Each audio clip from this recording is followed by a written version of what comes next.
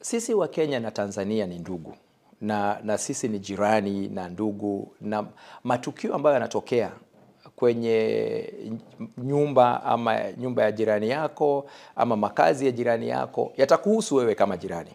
Yaani utakuwa jirani ambaye hujielewi kwamba kwa jirani kwako unasikia kwamba kuna vurugu ama kuna makelele na huendi kuuliza lipi linatokea pale. Utataka ujiridhishe kwamba kuna jambo gani linaendelea kwa jirani yangu, nimesikia mshtuko fulani ama jambo fulani, utataka kujua ni kipi kinaendelea. Utambishia jirani umuulize, jirani nimesikia hivi, mko sawa? Akwambie ndio ama la, hatuko sawa.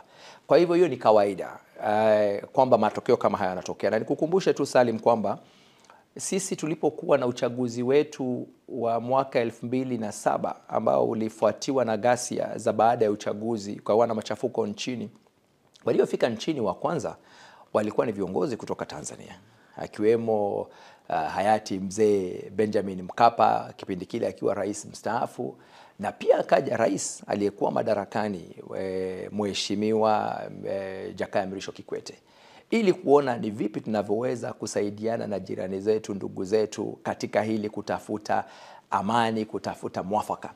Na hata wakati mazungumzo yalipoendelea na tukapata mwafaka na kukawa kutia sahihi kwenye mkataba wa serikali ya pamoja, Government of National Unity, wale viongozi walikuja pia Nairobi, hawakuchoka. Kwa hivyo ni kawaida, jambo la kawaida kwamba jirani watajihusisha na masuala ya nchi jirani.